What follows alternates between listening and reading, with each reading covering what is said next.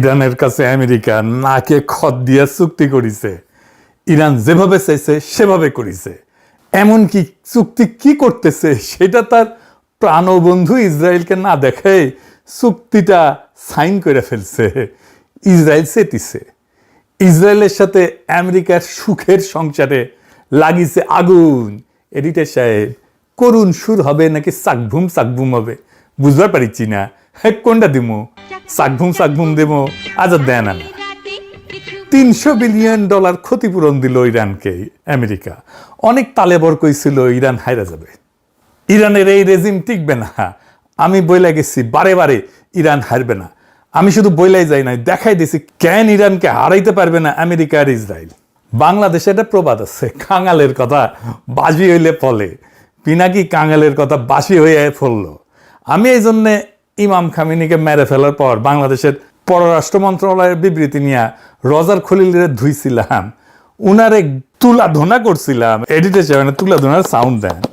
উনার জ্ঞান নাকি চুয়ায় পড়ে আন্তর্জাতিক রাজনীতি নিয়ে, ভূ রাজনীতি নিয়ে, জিও পলিটিক্স নিয়ে, পররাষ্ট্র বিষয়ে। কইছিলাম এটা ইরান মনে রাখবে, কইছিলাম আমেরিকা হারবে আর দুনিয়ার পাওয়ারের ব্যালেন্স বদলায় যাবে। হইল এখন ইরান সামরিকভাবে দুর্বল ছিল, অনেক দুর্বল আমেরিকা আর ইসরায়েলের সম্মিলিত শক্তির কাছে। তাও এই অবিশ্বাস্য বিজয় কেমনে হইল এটা আমরা আজকে বুঝে দেখব। আর আমাদের জন্য এটাতে কি শিক্ষা আছে সেটাও আপনারা বুঝতে পারবেন। 2026-এর 6 মার্চ, বেশি দিন আগের কথা না, কয়েক মাস আগে, ট্রুথ সোশ্যালে ক্যাপিটাল লেটারে একটা পোস্ট দিল টেরাম মামু। 3টা শব্দ, আনকন্ডিশনাল স্যারেন্ডার, নিঃশর্ত আত্মসমর্পণ। এর কম কিছু না। ট্রাম্প বলল ইরানের সাথে কোনো ডিল হবে না যতক্ষণ পর্যন্ত না সম্পূর্ণভাবে তারা আত্মসমর্পণ করছে। শুধু তাই না, আরো কইছিল আত্মসমর্পণের পর একজন গ্রেট এবং গ্রহণযোগ্য নেতা, অ্যাকসেপ্টেবল নেতা কইছিল, এটা বেছে নেওয়া হবে। মানে কি? মানে ইরানের পরবর্তী সর্বোচ্চ নেতা কে হবে সেটাও ঠিক করবে ট্রাম্প নিজে, ওয়াশিংটন।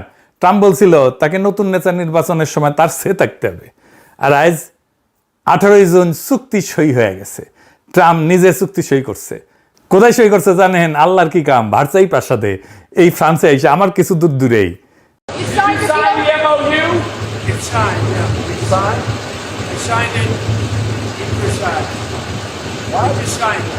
আর ইরানের প্রেসিডেন্ট পেজেশকিয়ান এটা আলাদাভাবে সই করে এক্সে ছবি পোস্ট করছে, ক্যাপশন দিছে এটা ঐতিহাসিক দলিল এবং একটা শক্তিশালী ইরানের বার্তা, পারস্পরিক সম্মানের ছায়ায় শান্তি অর্জিত হবে।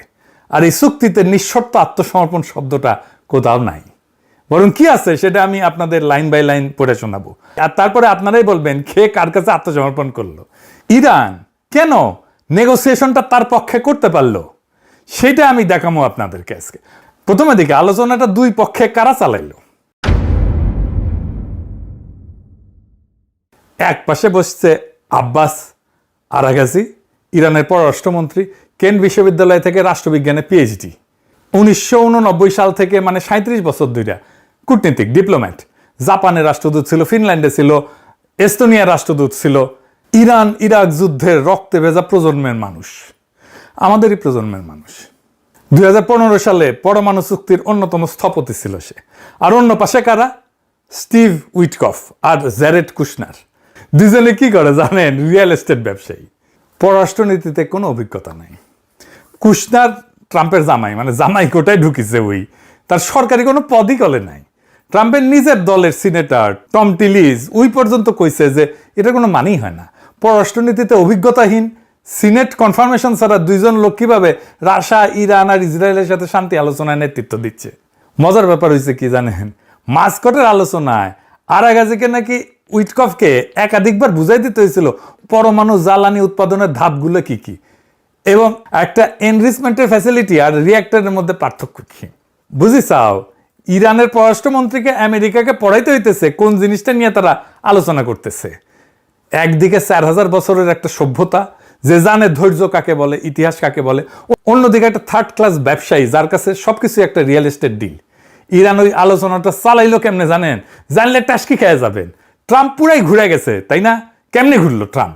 বিশাল একটা ঘটনা আছে। আলোচনার প্রথম রাউন্ডের পর ইরান তার উপদেষ্টা দলে 2 জন সিনিয়র মনোবিজ্ঞানীকে যুক্ত করে। কেন? তারা ট্রাম্পকে স্টাডি করে, তার সাইকোলজি স্টাডি করে, আর তার ভিত্তিতে তারা ট্রাম্পকে বার্তা দেয়। ইরান আমেরিকাকে স্টাডি করেনি, ইরান মানুষটাকে স্টাডি করেছে। তারা বুঝছিল এই প্রেসিডেন্সিটা প্রতিষ্ঠান দিয়ে চলতেছে না, এখন একজন ব্যক্তির মেজাজ দিয়ে চলে। কাজে এই প্রতিষ্ঠানের সাথে লড়াই না করে তারা ব্যক্তির মনস্তত্ত্বকে স্টাডি করলো। ট্রাম্পের মনস্তত্ত্ব যায় না, ইরানের ঠিক কি কি লাভ হইল আসেন সেটা দেখি। ইরানের প্রত্যেকটা বার্তা কাতারে আর ওমানের মধ্যস্থতাকারীদের হাত ঘুরে ট্রাম্পের কাছে পৌঁছাইতো। মানে ইরান জানতো শব্দ বাছাই কতটা গুরুত্বপূর্ণ। ভুল শব্দ মানে ট্রাম্পের চান্দি গরম। মনোবিজ্ঞানীরা ঠিক করে দিতেন কোন বার্তায় ট্রাম্প কি প্রতিক্রিয়া দেখাইতে পারে। মনোবিজ্ঞানীদের সুপারিশ মতো ইরান লিখিত যোগাযোগ আর আলোচনার কৌশল ঠিক করত। আর তারপর থেকেই ট্রাম্প ক্রমাগত ইসরায়েলের উপরে বিলা হইতে থাকে। ইরান ট্রাম্পকে বুঝাইতে পারলো যে ইসরায়েলের নীতি আমেরিকাকে এই অর্থহীন যুদ্ধে টেনে আনছে এবং এটাতে আমেরিকার ক্ষতি হইতেছে। এটা কাজ করলো। ট্রাম্প নেতানিয়াহুকে পাগল বললো, বিচার বুদ্ধিহীন বললো, গালি দিল। সাইকোলজিস্টরা কইছিল ট্রাম্প চাইছিল এমন একটা বিজয় যা বর্ণনা করা যায়, প্রচার করা যায়, ন্যারেটেবল ভিক্টরি হিসাবে। আর ইরান চাইছিল আত্মসমর্পণ ছাড়া চুক্তি। ইরান বুঝে গেছিল ট্রাম্পের আসলে দরকার বাস্তব বিজয় না, বিজয়ের একটা গল্প। তাই ইরান তাকে গল্পটা বলতে দিছে আর নিজে নিয়ে আসছে আসল জিনিসগুলো। অবরোধ তুলে ফেলছে, নিষেধাজ্ঞা বাতিল, আটকানো সম্পদ ফিরে পাইছে। মানে এটা শুধু একটা বুদ্ধিদীপ্ত কৌশল ছিল না, এটা রেজাল্ট দিছে। একদম গুনে গুনে অঙ্ক কষে মাপা যায় এমন রেজাল্ট দিছে। এবার আসেন দেখি চুক্তিতে কি লেখা আছে।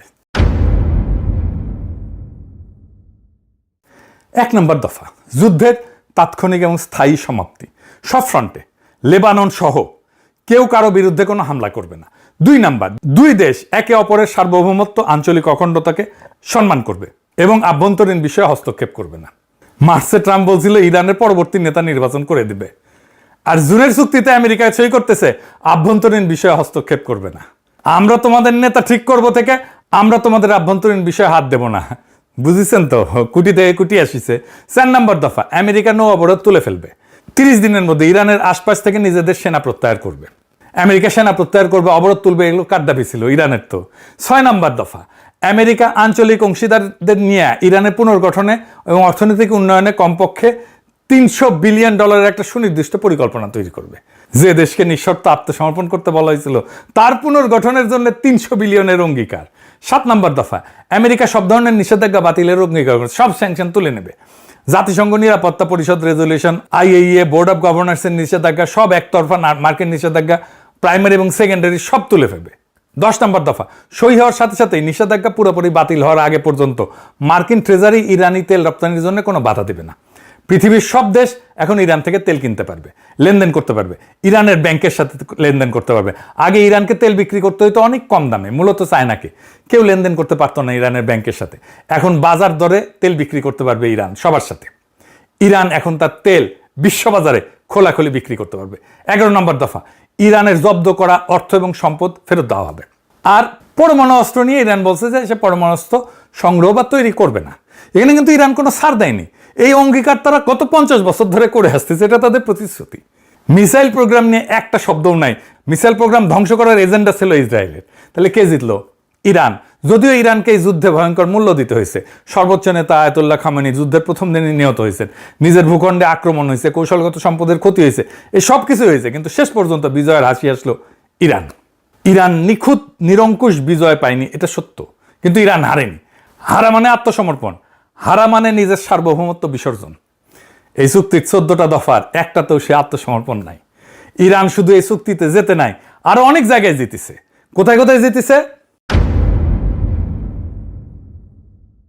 ইরান যুদ্ধবিদ্যায় নতুন টার্মিনোলজি আনছে এবং সেটা সফল প্রয়োগ করছে। অ্যাসিমেট্রি বলে, মানে শক্তিতে দুর্বল হওয়াটাই তার শক্তিমত্তা। তার কয়েক হাজার ডলারের শাহেদ ড্রোন ঠেকাইতে শত্রুর মিলিয়ন মিলিয়ন ডলারের ইন্টারসেপ্টর ছুটতে হয়। সে যুদ্ধটাকে শত্রুর জন্য বিশাল অপজয়ের যুদ্ধ বানাই দিয়েছিল।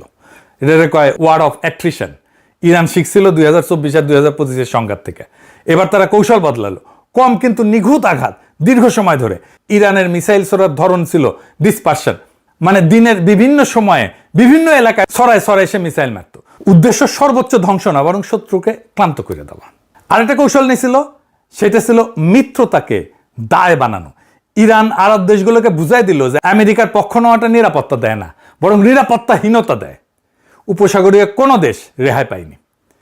আরব আমিরাত বলেন, কুয়েত বলেন, বাহরাইন বলেন, সবাই আঘাত খেয়েছে ইরানের কাছে, কারণ তাদের মাটিতে মার্কিন ঘাঁটি আছে। যুদ্ধবিদ্যায় ইরানের একটা নতুন ধারণা আনলো, আর একটা নতুন ধারণা আনলো, কি সেটা? Mosaic defence. সেটা কি? মোজাইক ডিফেন্সের মূল কথা হচ্ছে যে বিকেন্দ্রীভূত কমান্ড। ইরানকে আলাদা আলাদা প্রাদেশিক কমান্ডে ভাগ করা, প্রত্যেকটা স্বাধীনভাবে কাজ করতে সক্ষম, আগে থেকে অ্যাপ্রুভাল দেওয়া আছে। উদ্দেশ্য কি? শত্রু যদি কেন্দ্রটাকে ধ্বংসও করে ফেলে, সর্বোচ্চ নেতাকে যদি মেয়েরাও ফেলে, তাও যুদ্ধের যে যন্ত্র, যুদ্ধের যে মেশিনারি, সেটা চলতে থাকবে। আর ঠিক এটাই ঘটছে। খামেনি প্রথম দিন নিহত হইলেন। আমেরিকা ইসরায়েল ভাবছিল মাথা কাটলে শরীর পড়ে যাবে, কিন্তু মাথা কাটা গেল, কিন্তু শরীর চলতেই থাকলো। আর সবচেয়ে বড় চমকপ্রদ ব্যাপার ছিল চতুর্থ উত্তরসূরির একটা ধারণা, মডেল। এই ব্যবস্থায় প্রত্যেকটা গুরুত্বপূর্ণ নেতৃত্বের পদের জন্য একাধিক নামধারী উত্তরসূরি ঠিক করা থাকে, প্রত্যেকটার জন্য 3 ধাপ নিজে পর্যন্ত। মানে একজন কমান্ডার নিহত হলে সাথে সাথে পরের জন দায়িত্ব নেবে, কোনো শূন্যতা ছাড়াই। আরাগাজি 1 মার্চ নিজেই বলছিলেন, মোজাইক ডিফেন্স 2 দশক ধরে মার্কিন হস্তক্ষেপ থেকে শেখা। এটাই ইরানকে সিদ্ধান্ত নিতে দেবে কখন যুদ্ধ শেষ হবে। বুঝিসাও? মানে বলছে, ওরাই বলছে, আমরা ঠিক করবো কখন যুদ্ধ শেষ হবে। এটাই ছিল তাদের আসল অস্ত্র। আর কস্ট অ্যাসিমেট্রি তো আছে, সস্তা ড্রোন দিয়া দামি প্রতিরক্ষাকে ফোকলা করিয়া দিছে একেবারে। ইসরায়েল কি বলিছে এই চুক্তি দেখা? আমেরিকার ইসরায়েলের বাইরাবাড়ি শুরু হয়ে গেছে। এটা সাউন্ড দেন, বাইরাবাড়ি সাউন্ড দেন। ইসরায়েল তো মহাবিলা। নেতানিয়াহু নিজের সাবেক জাতীয় নিরাপত্তা উপদেষ্টা ইয়াকব আমিদ্রর, সে কইছে যে এটা একটা বাজে চুক্তি। আমেরিকানরা নগদ অর্থ দেইলা বড় জোর একটা কাগজ পাইছে, কইছে ইচ্ছাপত্র, অভিপ্রায়পত্র। টাইমস অফ ইসরায়েলের সম্পাদক এটা বলছে বিপর্যয়কর আত্মসমর্পণ। আর সাবেক উপনিরাপত্তা উপদেষ্টা চাক ফ্রিলিক বলছে যে ইরান আরো শক্তিশালী হইয়া বেড়াইছে। আত্মসমর্পণ যেই শব্দ মারছে, ট্রাম্প ইরানকে হুমকি দিছিল জুনে, সেই শব্দ দিয়া ইসরায়েলেরা নিজেদের অবস্থা বর্ণনা করতেছে। আর ইসরায়েলে ক্ষোভের জবাবে আমেরিকা কি করলো? পিঠ চাপড়ে সান্ত্বনা দিল না ধমক দিছে। 18 জুন হোয়াইট হাউসে ব্রিফিং এ ভাইস প্রেসিডেন্ট জেডি ভ্যান্স ইসরায়েলকে বলছে, একটা সলিড বাম্বু দিছে, বলছে যে আমি ইসরায়েলের মন্ত্রিসভায় থাকলে গোটা দুনিয়ায় আমরা একমাত্র শক্তিশালী মিত্রকে আক্রমণ করতাম না। আমেরিকার ভাইস প্রেসিডেন্ট ইসরায়েলকে মনে করাই দিচ্ছে, তোমার একমাত্র বড় মিত্র আমরা, আর তোমরা বাকি দুনিয়াকে চটায় ফেলছো। ট্রাম্পই তার ভাষায় এই মুহূর্তে দুনিয়ার একমাত্র রাষ্ট্রপ্রধান যে ইসরায়েলের প্রতি সহানুভূতিশীল। আর সবচেয়ে কড়া খোঁচাটা ভ্যান্স মনে করাই দিচ্ছে, ইসরায়েলের প্রতিরক্ষা অস্ত্রের 2/3 আমেরিকার হাতে তৈরি, আমেরিকান করদাতার পয়সায় কেনা। এইটা একটা প্রচ্ছন্ন হুমকি। চুক্তি ভাঙলে এই অস্ত্রের যোগান বন্ধ হইতে পারে। ইরানকে নিঃশর্ত আত্মসমর্পণ যে করাইতে চাইছিল, সেই আমেরিকায় এখন তার নিজের ঘনিষ্ঠতম মিত্রকে প্রকাশ্যে ধমকাইতেছে ইরানের সাথে করা চুক্তি রক্ষা করার জন্য। ডিভোর্সটা আর গোপন নাই, টিভি ক্যামেরার সামনে। আমেরিকা আর ইসরায়েলের প্রণয়ের ফলে জন্ম নিছিল ইন্ডিয়া, এ তো এতিম হইয়া গেল। এইবার হবে এটা সানায়ের করুণ সুর। কিন্তু এর মধ্যে দিয়া কি তৈরি হইলো? একটা নতুন মধ্যপ্রাচ্য। ভারসাম্য বদলে গেল, সম্পর্ক বদলে গেল একটি পলকে। কি সেটা? দুবাই কিন্তু শেষ। ইরানের উপরে আমেরিকার কড়া নিষেধাজ্ঞার কারণে ইরান আন্তর্জাতিক ব্যাংকিং ব্যবস্থা থেকে বিচ্ছিন্ন ছিল। সেই জন্যে ইরানি ব্যাংকগুলো কোনো লেনদেন করতে পারতো না। মানে ইরানের সরাসরি ডলারে আন্তর্জাতিক বাণিজ্য করতে পারতো না। তেল বেচে টাকা আনা বা বিদেশ থেকে পণ্য কেনার বিল মেটানো কোনোটাই সরাসরি সম্ভব ছিল না। তাহলে ইরান কি করত? সে দুবাইকে ব্যবহার করত মধ্যবর্তী আর্থিক চ্যানেল হিসাবে। হাজার হাজার ইরানি ব্যবসায়ী দুবাইয়ে কোম্পানি এবং ব্যাংক অ্যাকাউন্ট খুলে রাখত। দুবাই ভিত্তিক কোম্পানি এবং মানি এক্সচেঞ্জ দিয়া ইরান তার লেনদেন ঘুরায় ঘুরায় করত। ইরানি তেলের টাকা সরাসরি তেহরানে আসতো না, আসতো দুবাইয়ের একটা কোম্পানির অ্যাকাউন্টে। তারপর সেখান থেকে পণ্য বা অন্য রুটে ইরানে পৌঁছাইতো। ইরানের এই টাকা তো আর দুবাই আসবে না, তার মানে দুবাইয়ের অর্থনীতি ছোট হয়ে যাবে। কাতারের গুরুত্বও কমবে। কেন? কাতার ছিল কূটনৈতিক মধ্যস্থতাকারী ইরান আর আমেরিকার। কাতার একই সাথে দুই পক্ষের বন্ধু। একদিকে কাতারের আল উদেইদ বিমান ঘাঁটি আছে আমেরিকায়, সবচেয়ে বড় বিমান ঘাঁটি এইটা মধ্যপ্রাচ্যে, মানে ওয়াশিংটনের ঘনিষ্ঠ মিত্র। অন্যদিকে কাতার ইরানের সাথেও সুসম্পর্ক রাখে, কারণ দুই দেশ বিশ্বের বৃহত্তম প্রাকৃতিক গ্যাস ক্ষেত্র সাউথ পার্স আর নর্থ ডোম ভাগাভাগি করে, যা পারস্য উপসাগরে আছে এটা তাদের যৌথ সম্পদ। এই কারণে কাতার ইরানের সাথে শত্রুতা করতে পারে না, ইরানও কাতারের সাথে শত্রুতা করে না। এই দ্বৈত বন্ধুত্বই কাতারকে আদর্শ একটা মধ্যস্থতাকারী বানাইছে।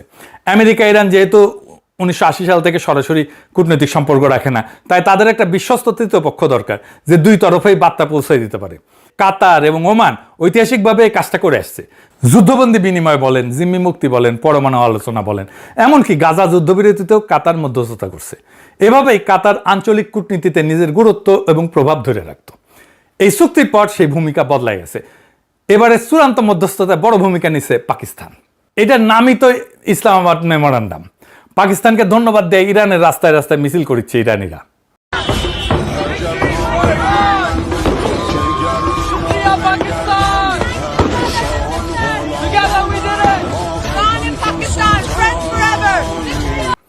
দেখিসাও, বিশ্ব রাজনীতিতে পাকিস্তানকে কোণঠাসা করে রাখার ভারতীয় চেষ্টা মাঠে মারা গেছে।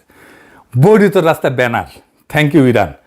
32 বছর লেবাননে থাকা বিশেষজ্ঞ নিকোলাস ব্যানফোর্ড বলছেন, হিজবুল্লাহ 4 দশকে সবচেয়ে আত্মবিশ্বাসী হয়ে বেড়াইছে। তার মানে হিজবুল্লাহ শক্তি সঞ্চয় করছে।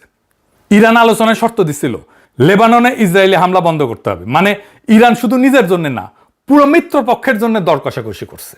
আর শান্তির দূত হিসাবে পাকিস্তানের ভাবমূর্তি বদলাই গেছে। আমাদের অঞ্চলের ভূ রাজনীতির জন্য এটা একটা গুরুত্বপূর্ণ পরিবর্তন। যে দেশকে একঘরে করার কথা ছিল, সে এখন বিশ্ব রাজনীতির কূটনীতির কেন্দ্রে। এইবার তারেক রহমানকে একটা ধন্যবাদ দিই। সে একজন বিশ্ব রাজনীতিতে 10টা PhD করা স্ট্র্যাটেজিক অ্যাডভাইজার রাখিছে, যে ইরান যুদ্ধের ভবিষ্যৎ নিয়ে ভবিষ্যৎবাণী করেছিল। অক্ষরে অক্ষরে পয়েন্টে পয়েন্টে মিলে গেছে। হ্যাঁ, শুনে নেই এটা সেটা। হ্যাঁ, এইটা সে শোনা। ইরান খুব বেশি সুবিধে করতে পারবে না, এটা মনে করার কারণ ছিল। ইরান পরাজিত হওয়ার মুখে আছে, এটা অনুমান কেন করা যাচ্ছিল এবং এটা বাস্তবে হচ্ছে, সেটা হচ্ছে যুদ্ধটা ধরে রাখা আসলে ইরানের জন্য মেজর সংকট হবে। কিন্তু ইরান এই চাপটা মোটামুটি নিশ্চিত যে ধরে রাখতে পারছে না। তাহলে ইরান কি সাস্টেইন করতে পারবে? উত্তর হচ্ছে পারবে না। এটা পারার কথা ছিল না। যে রেজিম তাদের আছে, এই রেজিমটা তাদের সব রকম বিকাশকে রুদ্ধ করে বলে আমি মনে করি। কিন্তু রাশিয়াও কি ইরানকে কোনো অস্ত্র সাহায্য করবে? আমার মনে হয় না। চায়নাও কি করবে? আমার মনে হয় না। চায়না এই যুদ্ধে অন্তত অস্ত্র দিয়ে ইরানকে সাহায্য করবে মনে করার কারণ নেই। কিন্তু ইরান এটা আসলে আর বেশি দিন চালাতে পারবে না। ইনফ্যাক্ট একটা হিসেবে দেখা গেছে যে আস্তে আস্তে ইরানের মিসাইল লঞ্চিং কমছে, আর ইরান খুব বেশি দিন মানে যুদ্ধটা চালিয়ে যেতে পারবে না। এটা মোটামুটি নিশ্চিতভাবেই বলা যায়। হঠাৎ কিছু মিসাইল অ্যাটাক সে করবে। এই মুহূর্তে বলা যায় ইরান বেশ সংকটে আছে এবং সে খুব বেশি আগাতে পারবে না। ইরানের রেজিম খুব বড় চাপের মুখে আছে। সেই রেজিমের পতন হওয়ার সম্ভাবনাও খানিকটা আছে, অনেক এখনও দেখছি না, কিন্তু সম্ভাবনা উড়িয়ে দেওয়া যাবে না। শুনিছেন, মিলিছে না? ওরে তো ইলন মাস্ক টোকাই নিতে গেছিল, পারে নাই, খপ কইরা তারেক রহমান তার উপদেষ্টা বানাই দিচ্ছে। ইনকা স্ট্র্যাটেজিক উপদেষ্টা থাকলে হাঙ্কেরে আর কোনো চিন্তা নাই। যাই হোক, আজকের দিনটা নোট করে রাখেন। বিশ্ব রাজনীতিতে, বিশ্ব অর্থনীতিতে ভারতের ভূমিকা কমতে থাকবে এখন থেকে ক্রমাগত। ভারতের পতন শুরু হইল, আমরা এক নতুন কাল পর্বে প্রবেশ করলাম। এইটা আমাদের জন্য সুসংবাদ। দুনিয়ার আগের মতো থাকবে না। আমরা যেই দুনিয়ার স্বপ্ন দেখি, সেই দুনিয়ার তৈরি